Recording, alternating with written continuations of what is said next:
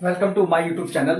तो दोस्तों, आज हम आपको लेके आए हैं इंग्लिश ग्रामर की बहुत ही बेहतरीन वीडियो, जिसमें हमें पास्ट इंडेफिनिट टेंस के बारे में हम आपको सेंटेंस बनाना सिखाएंगे और इसके रूल्स बताएंगे और इसमें ये भी बताएंगे जो इसकी हेल्पिंग वर्ब होती है डिड, उसका यूज कब करते हैं और कब नहीं करते हैं। ठीक है। तो सबसे पहले हम हिंदी के वाक्यों को कैसे पहचाने कि पास्ट इंडेफिनिट टेंस के हैं वाक्य नहीं। और जैसा कि मैं ये वीडियो बना रहा हूँ इंग्लिश ग्रामर पर, तो ये कमेंट आई थी, विष्णु नाम है शायद उनका, और राज शॉर्ट्स करके उनका यूट्यूब चैनल है।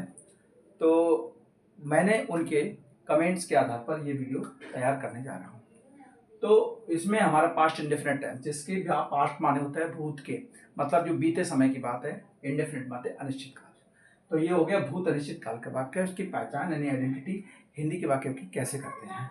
तो जिस टेंस की हिंदी वाक्यों के अंत में ता था, तिथि, तेथे या लिया, दिया, गया इत्यादि शब्द आते हैं, वे पास्ट इंडेफिनिट टेंस के वाक्य कहलाते हैं। जैसे भाई स्कूल जाता था, वे काम करते थे।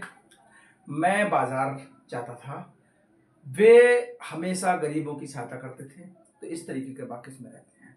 उसके अलावा आपने खाना खाया, क्या आपने खाना खाया, क्या आप बाजार गए, क्या आप उनसे मिले, क्या आपने वह काम कंप्लीट किया, क्या आप अपना काम पूरा किया या पूरा कर सके। तो इस तरीके के वाक्य हमारे पास्ट इंडेफिनिट टेंस के वाक्यों में आते हैं।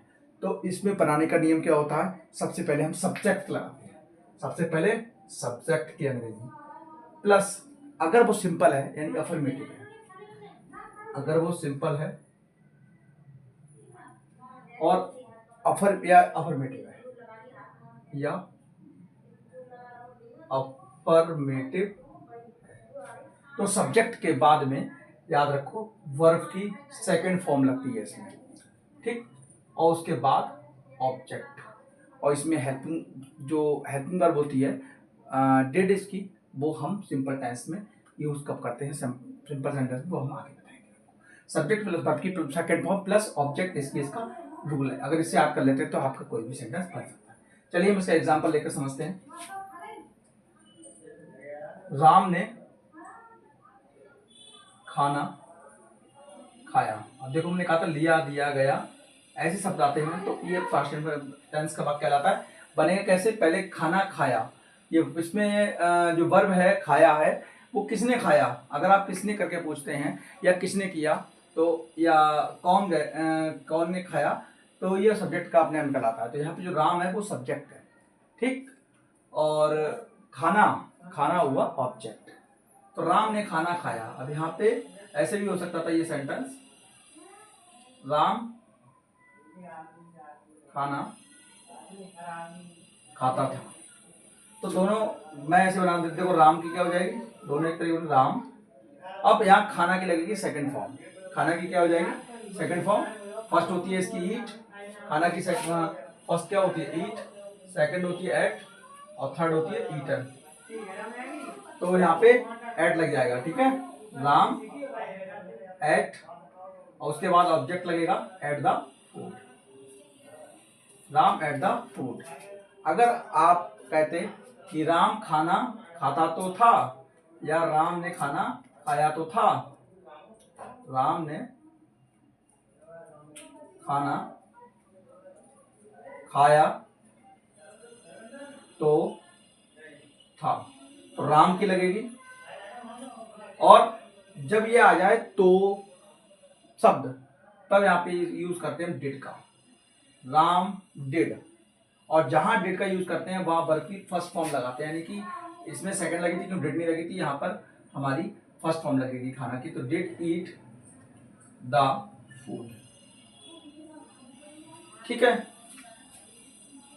और इसी तरीके से आप, मैं विद्यालय रोज जाता था, रोज जाता था। तो मैं की आई, जाने की क्या हो जाएगी सेकंड फॉर्म वेंट।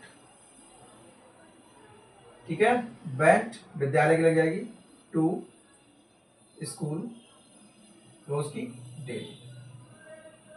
ठीक है, इस तरीके से हम इसके बना सकते हैं।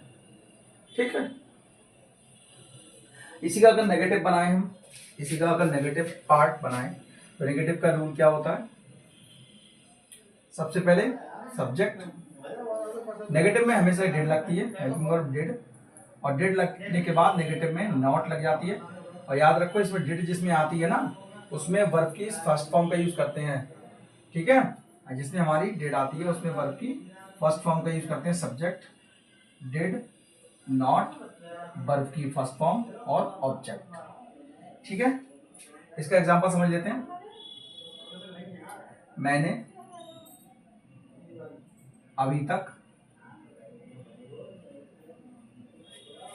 चाय नहीं पी, चाय नहीं पी, ठीक है। तो या ऐसे भी कह सकते हैं, मैंने अभी तक दवाई नहीं ली या कुछ भी, तो मैंने क्या करी थी, आई, ठीक है। और उसके बाद अभी तक की कर लो, नाउ आई डिड नॉट,